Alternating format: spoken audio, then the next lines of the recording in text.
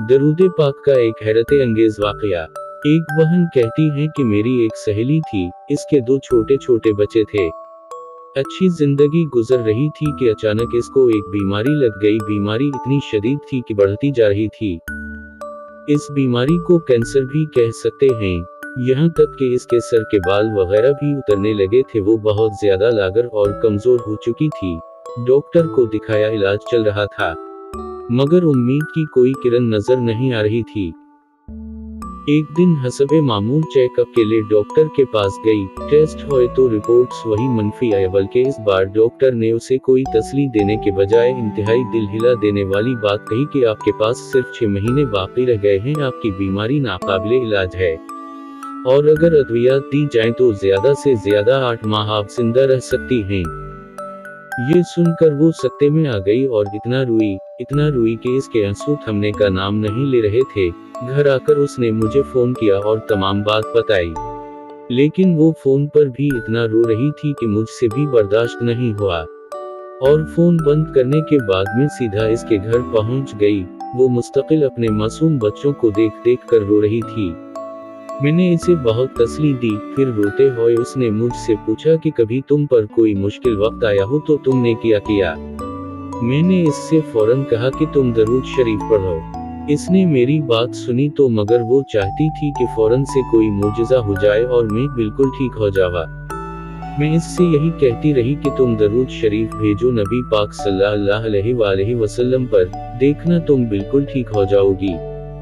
इसने मेरी बात पर अमल करना शुरू कर दिया और रोज जितना हो सकता दरूद शरीफ भेजती सरवर की कौनीन खातिम अल अंबिया हजरत मोहम्मद पर। कुछ दिनों बाद उसको अपने अंदर कुछ बेहतरी महसूस होने लगी। वो समझी कि दवाओं की वजह से मेरी तबीयत ठीक हो रही है।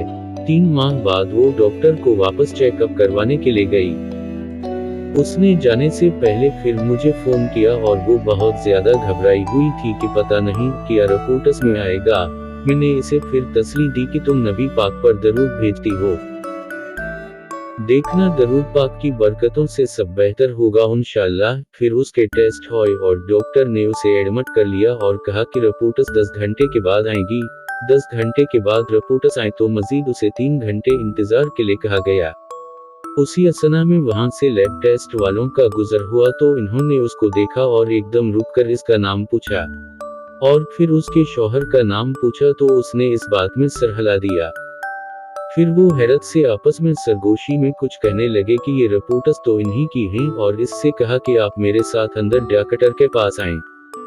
वो अंदर गई तो डॉक्टर ने उसकी रिपोर्ट्स की स्कैनिंग की और इसे बगौर देखने लगे। फिर उससे कहा कि आप इस तरफ आकर बैठें। वो डॉक्टर के करीब वाली कुर्सी पर जाकर बैठ गई। डॉक्टर बहुत गौर से और हैरत ज़दा होकर कभी इसको देखता और कभी इसकी रिपोर्ट्स को। फिर डॉक्टर ने पूछा कि आप कहीं और से भी इलाज करवा रही हैं क्या? इसने कहा नहीं, सिर्फ यहाँ से ही इलाज हो रहा है। फिर डॉक्टर ने कहा कि अच्छा, कहीं से इंजेक्शन लगवा रही हैं? तो उसने कहा कि नहीं, मैं कहीं से इंजेक्शन भी नहीं लगवा रही। अब वो बहुत घबरा गई और उसने डॉक्टर से कहा कि डॉक्टर साहब क्या बात है, आप मुझे क्यों कंफ्यूज कर रहे हैं? तो डॉक्टर ने कहा कि मैं आपकी पुरानी रिपोर्ट्स देख रहा हूं जिस पर आपको 6 से 8 माह तक का टाइम दिया हुआ है और इस पर आपके दस्तखत भी हैं। उसने कहा जी मुझे मालूम है। फिर डॉक्टर ने कहा कि अब मैं आपकी नई रिपोर्ट्स देख रहा हूं जिसमें हर चीज पॉजिटिव आ रही है, यानी कि इस बीमारी का कोई वजूद ही नहीं है आप में। वो कहती है कि मैंने उस वक्त कुछ नहीं देखा कि मैं डॉक्टर के पास बैठी हूँ या हॉस्पिटल में हूँ।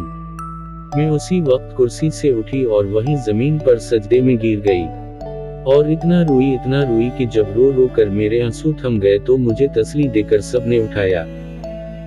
फिर मैंने डॉक्टर को बताया कि डॉक्टर साहब, मुझे मेरी दोस्त ने कहा था कि तुम दरूद शरीफ पढ़ो, तो मैं रात को सोने से पहले 300 बार नबी पाक हजरत मोहम्मद मुस्तफी पर दरूद भेजकर सोती थी और ये सब दरूद की बरकतों से मुझे इस जानलेवा बीमारी से शिफा मिली है। अब वो अल्हम्दुलिल्लाह है, मुकम्मल सेहतयाब है, इसे कोई तकलीफ नहीं है। घर के काम भी बाकायदगी से करती है और बच्चों को भी संभाल रही है जैसे इसे कोई बीमारी थी ही नहीं। नोट: इस पैगाम को दूसरों तक पहुंचाइए ताकि अल्लाह किसी की जिंदगी को आपके जरिए बदल दे।